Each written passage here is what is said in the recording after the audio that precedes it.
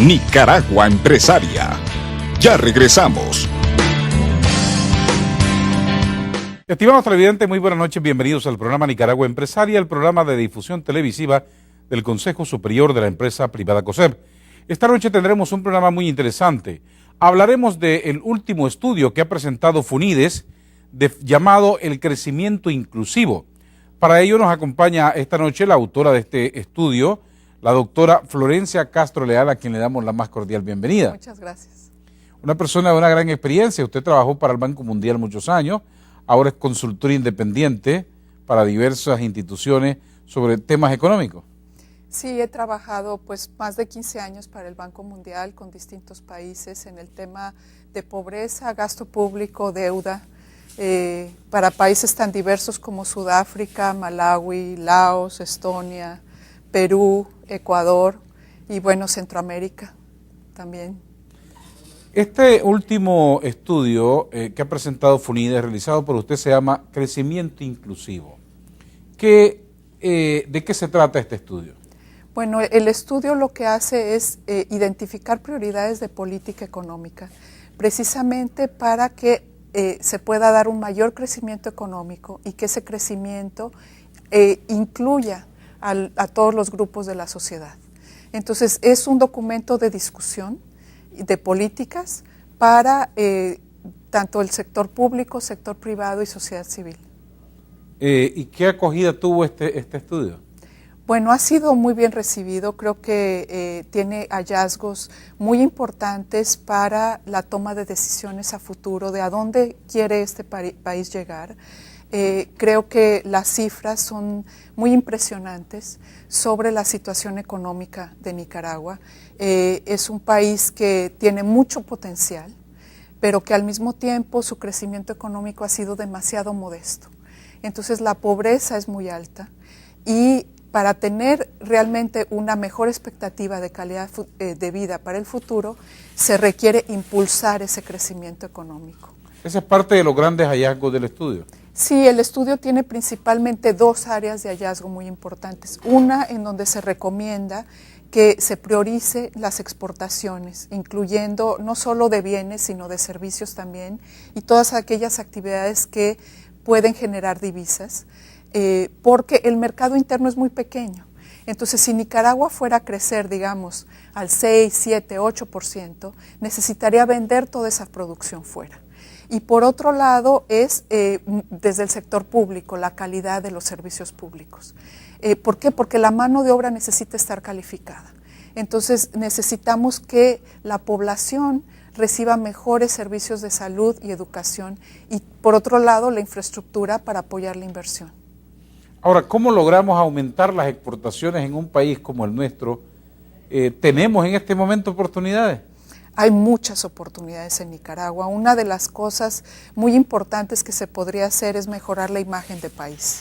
Esa es una de las, digamos, lecciones muy importantes que nos dejan los tigres asiáticos. El estudio analiza la experiencia de países como Hong Kong, Taiwán, Singapur, Corea del Sur, Japón, China, y resume cuáles son, digamos, esas lecciones aprendidas de cómo hicieron ellos para lograr ese crecimiento tan impresionante que ha pasado, por ejemplo, Hong Kong de ser un país hace 50 años que tenía $3,000 per cápita a tener 30,000 ahora. Y entre las lecciones muy importantes, creo, para el sector empresarial son los consejos de deliberación, que se parecen mucho a lo que es, digamos, el COSEP y todas sus cámaras, que son instancias de deliberación conjunta entre el sector privado, el sector público y la sociedad civil, para impulsar objetivos específicos, como por ejemplo las metas de exportaciones y toda la inversión privada y nacional que se requeriría para lograr ese objetivo. Es decir, el gobierno se encarga de la infraestructura, los empresarios de producir más y de las exportaciones, pero con un objetivo común. Aquí le llamaríamos un Plan Nacional de Desarrollo, por ejemplo. Prácticamente eso sería, en donde las metas que, digamos, en algunos de estos países, realmente es muy singular el hecho de que incluso para algunos de esos países la meta principal eran las exportaciones y se juzgaba el éxito de la acción del sector público en cuanto a si se cumplían o no las metas para las exportaciones. Un poco el caso extremo, pero realmente pudieron hacerlo y lo hicieron muy bien en relativos pocos años. Ahora, Taiwán comenzó como nación, siendo un país más o menos parecido a Nicaragua en cuanto a que priorizó por su producción. Era un país productivo o productor agropecuario, como somos nosotros ahora. ¿Qué hizo Taiwán que nosotros podamos hacer para dar ese salto?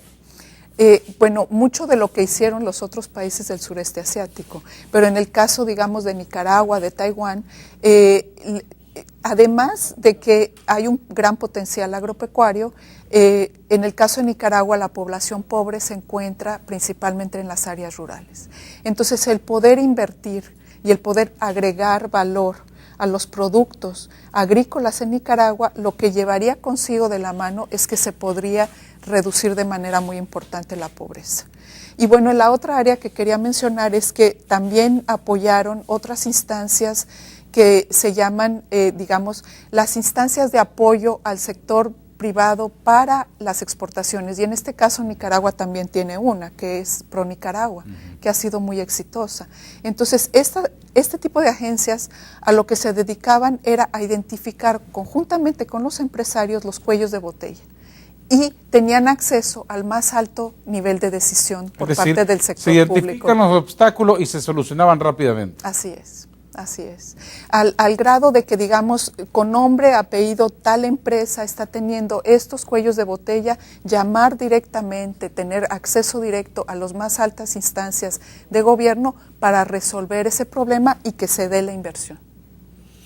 Leyendo el estudio, dice que necesitamos muchos años nosotros para salir de este rezago social que tenemos, esta pobreza histórica. Lo triste es que se está invirtiendo muy poco en el área rural en cuanto a desarrollo, a producción. ¿Cómo hacemos? ¿Qué debemos hacer?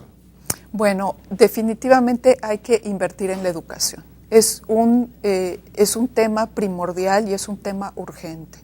Y también hay que invertir para poder generar fuentes de trabajo. Realmente aquí quiero mencionar dos cosas que son muy importantes. Se ha estimado que para poder salir de la pobreza, o sea, para tener ingresos suficientes para saltar la línea de la pobreza, se requiere como mínimo 11 años de educación. Los jóvenes en este país de 15 a 24 años, como promedio, tienen 7 años de educación. Entonces ahí ya vemos inmediatamente que los jóvenes no tienen los suficientes años de educación como para acceder a empleos que los puedan sacar de la pobreza. ¿Y eso es porque hay mucha deserción en las escuelas? Hay mucha deserción en las escuelas, la calidad es muy mala también, muy baja en las escuelas, y digamos los jóvenes tienden dentro de sus familias a ser necesitados para generar ingresos. Entonces se vuelve en lo que llamamos un trade-off, una situación en donde las familias tienen que tomar la decisión de sacar a los muchachos de la escuela porque se requieren sus ingresos, pero los ingresos que puede generar un joven que ha terminado el quinto o el sexto de primaria son mucho menores al que podría generar si hubiera terminado la secundaria, que son los 11 años a los que nos estamos refiriendo. Claro, y este muchacho que lo están sacando de la escuela primaria va a ir a trabajar al campo, en donde va a tener una mano de obra bien barata. O va a trabajar en un trabajo informal, porque también nos tenemos que preguntar qué porcentaje de los jóvenes que ahorita, digamos, en cuanto al bono demográfico, que tienen 15 a 19 años, que es el quinquenio del censo, que es el grupo poblacional más grande ahorita en Nicaragua, es un potencial humano enorme. Digamos, ¿qué porcentaje de ellos está accediendo a trabajos en el sector formal? Eso se podría investigar, no lo sé ahorita, pero podemos decir menos del 10% probablemente tiene acceso a trabajos en el sector formal. Si Nicaragua mejora su infraestructura en el área rural, aumentamos la producción, exportamos un poco más, los nicaragüenses que viven en las zonas rurales tendrían mejores oportunidades. Sí, claro. O sea, gran parte de la población que se encuentra en áreas rurales, que son, digamos, de la población rural, 2/3 se encuentra en pobreza. Entonces, muchos de ellos ya trabajan en actividades relacionadas ya sea con el sector agrícola, con el sector servicios, con el sector transporte, pero también vinculada al sector agrícola. Entonces, uno de los ejemplos que muchas veces se pone es que si, por ejemplo, el frijol se exporta a granel, bueno, si el frijol en lugar de exportarlo a granel se exportara empacado, si muchas de las frutas y verduras que simplemente se venden, o por ejemplo incluso la leche, que se procesara a yogures, a quesos, etcétera, y se vendiera al resto de Centroamérica. Como en un momento Nicaragua lo hizo, fue exportador de alimentos para el resto de Centroamérica. Ok, y una de las cosas que también dice el estudio es que analizó la progresividad del gasto público. Es decir, desde hace rato tenemos un rezago, para no decir o hablar de determinado gobierno. ¿Nuestras autoridades han invertido demasiado poco o qué ha faltado? ¿Falta de una visión nacional para sacarnos a todos de la pobreza? Pues sí, si calculamos el gasto por alumno o el gasto por persona en el sector salud y el gasto por alumno en el sector educación es muy poco lo que se invierte. La situación es que volvemos a lo mismo, el Producto Interno Bruto es muy pequeño. Entonces, aun cuando el gasto público sea grande, digamos que tanto podemos hacer con $20 por alumno o $40 por persona al año para el sector salud. Entonces, en parte es que los recursos son muy limitados y por otro lado, digamos, cómo se usan esos recursos, la eficiencia de esos recursos. Pero al hablar de progresividad nos encontramos con un hallazgo muy importante. Dos de los sectores fundamentales para el crecimiento económico, el sector educación y el sector salud, los gastos públicos son progresivos y tienen un volumen importante. Entonces, aquí, ¿qué hay que hacer? Hay que seguir apoyando estos sectores, pero al mismo tiempo hay que apoyar a que la calidad mejore en estos sectores. Claro. Continuaremos hablando de estos importantes temas del crecimiento y de la pobreza de Nicaragua después de estos importantísimos mensajes. Nicaragua Empresaria. Ya regresamos.